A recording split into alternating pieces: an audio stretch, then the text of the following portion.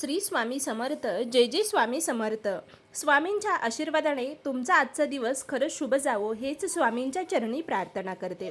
आणि व्हिडिओला सुरुवात करूया.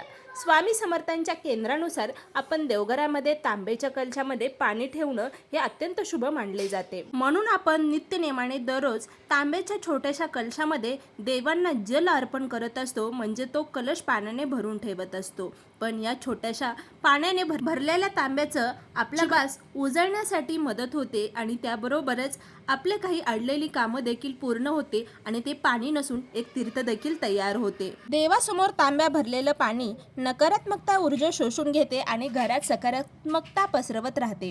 नशिबावर देखील याचा प्रभाव पडत असतो असं मानलं जातं. दररोज नित्यनेमाने आपण आपल्या घरातली देवपूजा करत असतो. म्हणजे देवांना स्नान घालत असतो. रोज सकाळी आंघोळीनंतर आपण देवपूजा झाली की तांब्यात शुद्ध पाणी भरून देवासमोर ठेवल्याने अडलेली जी कामं आहेत ते मार्गी लागतात आणि नशीब उजळण्यास मदत होते. नकारात्मकता दूर करणे हे पाणी घरातली नकारात्मकता जी लहरी आहेत ते शोषून घेते आणि दुसऱ्या दिवशी सकाळी हे पाणी तुळशीला किंवा इतर कोणत्याही झाडाला अर्पण करावे. जेणेकरून घरातले शुभ चैतन्य टिकून राहण्यास आपल्याला मदत होते. त्याचबरोबर त्याचा आपल्या आरोग्यावरही खूप असा आरोग्यदायी परिणाम होतो. आयुर्वेदानुसार तांब्याच्या भांड्यातलं पाणी पिणे पचनक्रियेसाठी आणि पचनक्रिया सुधारण्यासाठी, प्रतिकार क्षमता वाढवण्यासाठी खूप फायदेशीर असते. म्हणून दररोज नित्यनेमाने त्या तांब्यातल्या पाणी थोडंसं आपण ग्रहण नक्की करावे.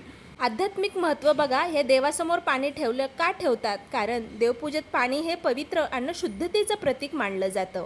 देवासमोर पाणी ठेवणे म्हणजे देवाला जल अर्पण करणे असेही देखील मानलं जातं. पाणी ठेवण्याची योग्य पद्धत कशी आहे? सकाळी पूजा करताना ताजे पाणी भरावे त्या कलशामध्ये. शक्यतो तांब्याचा लहान कलश ठेवावा आणि दुसऱ्या दिवशी ते पाणी तुळशीला घालावे किंवा झाडांना टाकावे आणि स्वतः थोडं प्रशन करावे.